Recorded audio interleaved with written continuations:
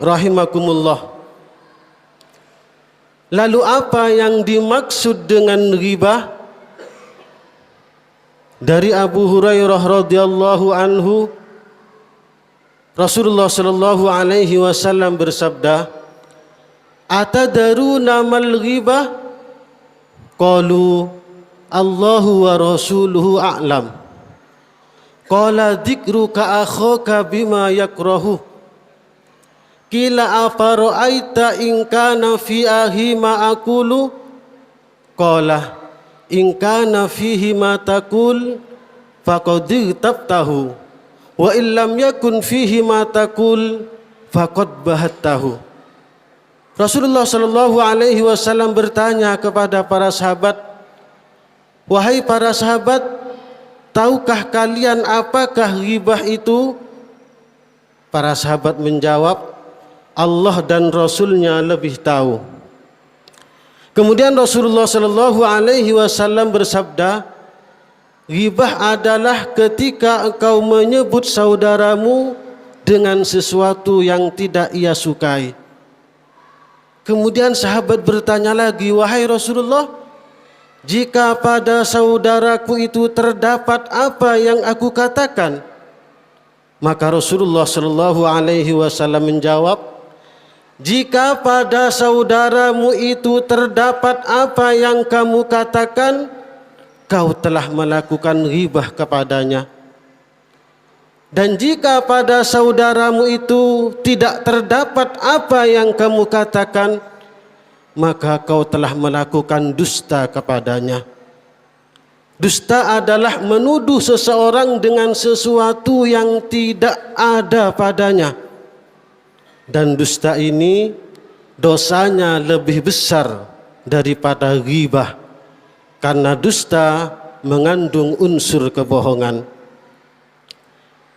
Saudaraku ma'asyiral muslimin rahimakumullah, ghibah adalah membicarakan saudara sesama muslim, baik yang masih hidup maupun yang sudah meninggal dunia, baik yang masih anak-anak maupun yang sudah dewasa, mengenai keburukan yang ada padanya, yang tidak ia sukai seandainya ia mendengarnya. Baik keburukan tersebut terkait dengan fisik, nasab, pakaian, rumah, atau perilakunya. Saudaraku ma'asyiral muslimin rahimakumullah, lalu apakah ghibah termasuk dosa besar? Hukumnya diperinci sebagai berikut. Jika ghibah itu ditujukan kepada orang yang soleh, orang yang bertakwa, maka tergolong dosa besar. Sedangkan ghibah kepada selain orang yang bertakwa, maka tidak secara mutlak dikatakan sebagai dosa besar. Akan tetapi, jika seorang muslim yang fasik digunjing keburukannya hingga batas berlebihan, maka hal itu termasuk dosa besar.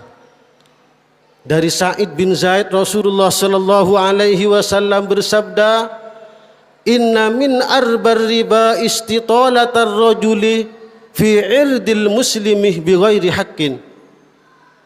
Kata Rasulullah sallallahu alaihi wasallam, termasuk dosa yang serupa dengan riba yang paling parah adalah ketika seseorang berlebihan di dalam menggunjing keburukan dan menista agama saudaranya.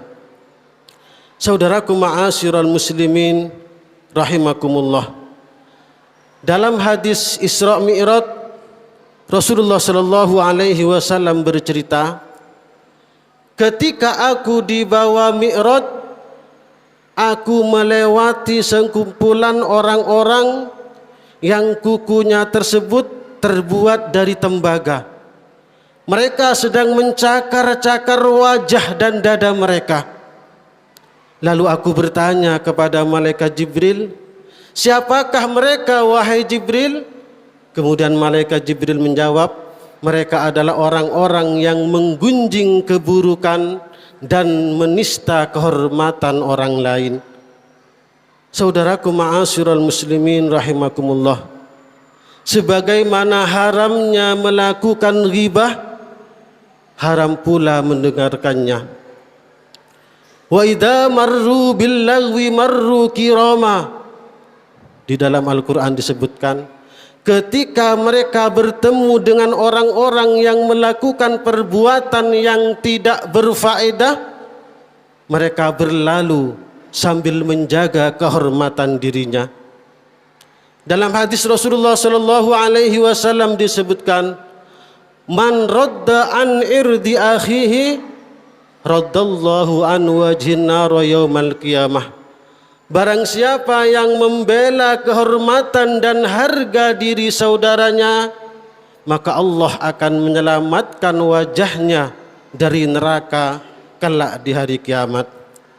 Saudaraku ma'asyiral muslimin rahimakumullah, hendaklah selalu diingat oleh pelaku ghibah bahwa ia berhak mendapatkan siksa Allah jika ia belum bertobat dari dosanya. Dan kelak pada hari kiamat, orang-orang yang dolim dan ghibah kepada orang lain dan belum bertobat sampai meninggal dunia, maka pahalanya akan diambil dan diberikan kepada orang yang ia dolimi, diberikan kepada orang yang telah ia bicarakan keburukannya. Kemudian kalau pahalanya sudah habis, sedangkan tanggungan kedolimannya belum diselesaikan, maka dosa-dosa orang yang ia dolimi, dosa-dosa orang yang ia bicarakan keburukannya akan diambil dan diberikan kepadanya. Kemudian ia akan dilempar ke dalam neraka. Na'udzubillah.